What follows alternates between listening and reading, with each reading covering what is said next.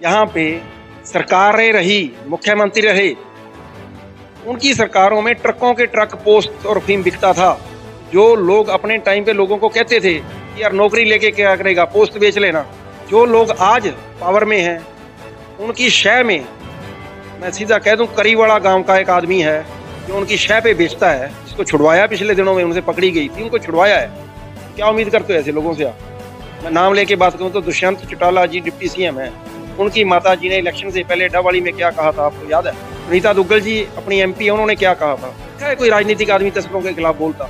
एक भी दिखा दो मेरे को, किसी भी पार्टी का हो। भाई साहब, प्रतिनिधि इसलिए चुप है कि ये तस्कर हैं, ये उनके दूध देने वाली गाय है, अमेरिकन गाय है, देसी भी नहीं। देसी तो कई बार 2-4 महीने का दूध दे के लात मार देती है, तो अमेरिकन गाय है।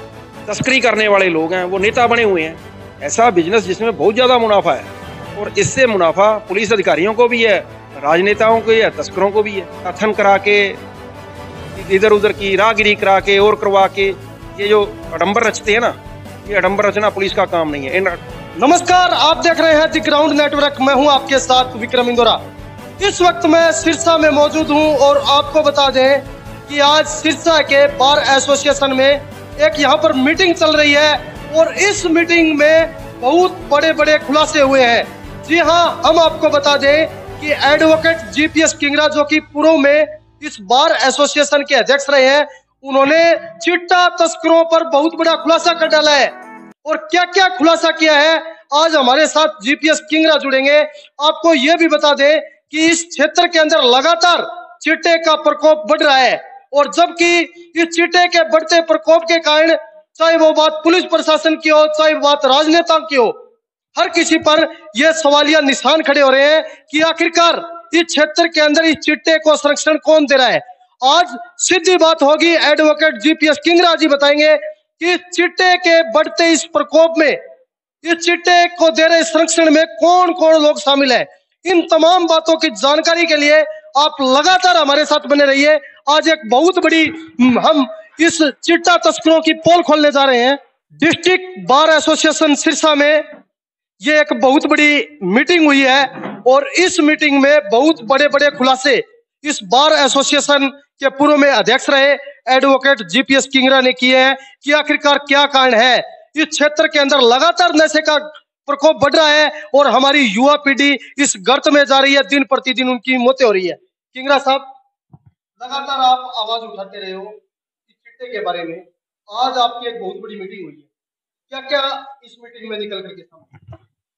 मीटिंग में बहुत से गांव के लोग आए, और अच्छे अच्छे लोग, जो मतलब वास्तव में ये नशे रूपी जो हमारे यहाँ पे एक कलंक लगा हुआ है ना, इसके खिलाफ जो काम करना चाहते हैं, वो ईमानदार लोग, जुझारू लोग, जिन्होंने तस्करों के साथ लड़ाई मोल ली, पुलिस प्रशासन के सारे उनके आश्वासन पे समझ लो। जो पुलिस प्रशासन ने कमेटियां बना रखी थी, उन कमेटी वालों ने तो अपने लेवल पे जो काम करना था वो किया, लेकिन बाद में उनको सहयोग नहीं मिला। ये वीरूवाड़ा गुड़ा से आपके सामने खड़े हैं, बहुत दिन पहले रोड़ा पड़ा था, अभी वो भूकांवाड़ी गांव वाले भी थोड़े दिन पहले मिले थे। तो इस प्रकार के काम थे, तो हमने ये सोचा है कि क्यों ना हम पुलिस की जिम्मेदारी तय करें। हमें लोगों से क्यों लड़े हम, पुलिस को अपना काम ईमानदारी से करना चाहिए। इसके लिए हम उसके ऊपर दबाव डालें और पुलिस की जिम्मेदारी तय करें कि ये आपका काम है रोकना, ना कि लोगों का काम है कि जाके तस्करों के साथ दुश्मनी मोल लें या तस्करों के साथ लड़ाई करें। लड़ाई झगड़ा करना लोगों का काम नहीं है। लॉ एंड ऑर्डर मेंटेन करना, क्राइम को मेंटेन करना, ये पुलिस का काम है। किंगरा साहब, पुलिस लगातार कह रही है कि हम गांव-गांव जाकर के कहीं ना कहीं लोगों को जागृत करने का काम कर रहे हैं। पुलिस जागृत करने का काम क्यों कर रही है? जागृति का काम तो या तो समाज सेवी संस्थाओं का है या राजनीतिक लोगों का है। पुलिस का काम है अपने थाने में बैठ के क्राइम को कंट्रोल करना। उसके पास बहुत से साधन है, उन साधनों का इस्तेमाल करना। कितना बड़ा काम है? कुछ भी बड़ा काम नहीं है अगर नियत सही हो तो। मैं दावे से कहता हूं, किसी भी तस्कर का, उसके परिवार का मोबाइल नंबर ले लो, सबकी लोकेशन ट्रेस करो, और ध्यान दो कि किसके पास किसका फोन आता है दिन में। 10 दिन में रुक जाएगा सारा कुछ। और मैं तो सीधा कहता हूं कि SP को अपने खुद के जो तब्दीशी है ना, जो थानेदार हैं, उनके मोबाइल नंबर भी ट्रेस पे लगाने चाहिए, और उनकी कॉल डिटेल निकलवानी चाहिए कि सारे दिन में उनके साथ किस तस्कर की कितनी बार बात हुई, पता लग जाएगा। किंगरा साहब, सबसे अहम प्रश्न है कि जो हमारे जो प्रतिनिधि है, पहले कहते थे कि आप हमें जिता करके भेजो, हम आपकी आवाज उठाएंगे, और वो सारे चुप एकदम से क्यों है? भाई साहब, प्रतिनिधि इसलिए चुप है कि ये तस्कर हैं, ये उनकी दूध देने वाली गाय है, अमेरिकन गाय है, देसी भी नहीं। देसी तो कई बार 2-4 महीने का दूध दे के लात मार देती है, तो अमेरिकन गाय है। वो जब गांव में जाते हैं तो तस्कर उनको चाय पानी पिलाता है काजू के साथ, फिर उनके लिए चुनावों के वक्त या रैली के वक्त उनके लिए फंड देता है, फिर उनके लिए एक वोट बैंक का भी काम करता है ये तस्कर। तो ये राजनीतिक लोग उन तस्करों को क्यों हाथ डालेंगे, क्यों उनके खिलाफ? आपने देखा है कोई राजनीतिक आदमी तस्करों के खिलाफ बोलता? एक भी दिखा दो मेरे को, किसी भी पार्टी का हो। और सभी पार्टियों में जो तस्करी करने वाले लोग हैं वो नेता बने हुए हैं, प्रदेश स्तर के अहदेदार बने हुए हैं तस्करी करने वाले लोग। उठा के देख लो। आप जागरूक पत्रकार हो, आपको पता होना चाहिए कि कौन आदमी क्या क्या काम करता है और उसके पास किस राजनीतिक दल में क्या होता है, ये आपको पता होना चाहिए। इसलिए वो क्यों बोलेंगे? किंगरा साहब, लगातार नशे का प्रकोप है वो इस क्षेत्र के अंदर बढ़ रहा है। सबसे बड़ा कारण क्या मानते हो आप? ये रुकने की बजाय ये तो दिन प्रतिदिन बढ़ता जा रहा है। ये एक बिजनेस बन चुका है, ऐसा बिजनेस जिसमें बहुत ज्यादा मुनाफा है। इन्वेस्टमेंट कम है, मुनाफा ज्यादा है, ज्यादा देर वेट नहीं करना पड़ता, और इससे मुनाफा पुलिस अधिकारियों को भी है, राजनेताओं को भी है, तस्करों को भी है। तो जिस काम में मुनाफा होगा वो तो बढ़ेगा ही जी। आज की जो ये मीटिंग रखी गई है, इसमें मैं कहूंगा कि सैकड़ों युवाओं ने भाग लिया, विभिन्न गांवों से थे। तो आज की मीटिंग की क्या कुछ रूपरेखा रही? रूपरेखा, हमने इसमें एक कमेटी बनाई है और हमारा प्रयास है कि हर गांव से लोगों को शामिल किया जाए, और एसपी साहब से भी मिलेंगे, उनको एक डेडलाइन देंगे, इस डेडलाइन तक आप इस पे कंट्रोल करो तो ठीक, नहीं फिर हम पुलिस का बहिष्कार शुरू करेंगे। उनको गांव में ये जो सम्मेलन करते हैं, मैं लोगों को कहूंगा कि इनके किसी सम्मेलन में जाने की जरूरत नहीं है, क्योंकि पुलिस जो गांव में जाके सम्मेलन करती है उसमें तो इनके साथ तस्कर बैठे होते हैं और अखबारों में उनके नाम छपते हैं पुलिस वालों के साथ। गांव के किसी और आदमी का नाम नहीं छपता, एक ही आदमी का नाम छपता है और वो होता है तस्कर। तो फिर उन कमेटियों का फायदा क्या है? तो हम कहेंगे लोगों को कि इन कमेटियों का बहिष्कार करो। ये जो मैराथन करा के, इधर उधर की राहगिरी करा के और करवा के ये जो अडंबर रचते हैं ना, ये अडंबर रचना पुलिस का काम नहीं है। इन अडंबरों का बहिष्कार करो। और मैं सिरसा जिला के युवाओं को कहना चाहता हूं कि पुलिस के इन अडंबरों से बचो, इनके साथ ऐसे कामों में सहयोग ना करो। कानून व्यवस्था बनाने के मामले में सहयोग की जरूरत है, मैं सबसे आगे खड़ा पाऊंगा। अगर इनको कानून व्यवस्था के मामले में सहयोग की जरूरत है तो किंगरा सबसे आगे खड़ा मिलेगा, लेकिन अडंबर में नहीं मिलेगा।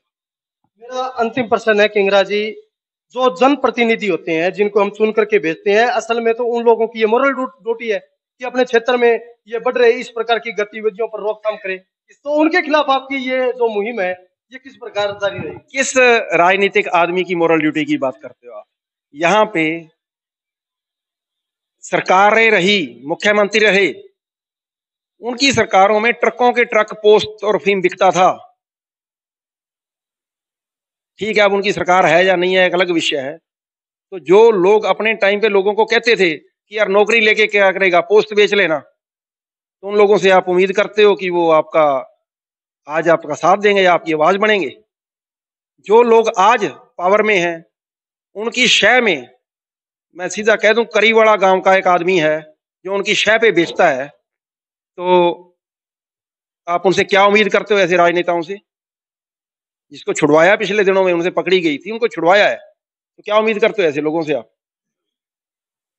आप ऐसे लोगों से क्या उम्मीद करते हो जो इलेक्शन से 4 दिन पहले आते हैं, बोलते हैं अगर बिक जाए तो मेरे को बताना, मैं इसके ऊपर कार्रवाई करूंगा या मैं कार्रवाई करूंगी, लेकिन उसके बाद कभी नजर आए इलेक्शन के बाद? मैं नाम लेके बात करूं तो दुष्यंत चौटाला जी डिप्टी सीएम है, उनकी माता जी ने इलेक्शन से पहले डबवाली में क्या कहा था आपको याद है? अगर पुरानी फुटेज उनकी या पुरानी खबरें निकाल के देखना।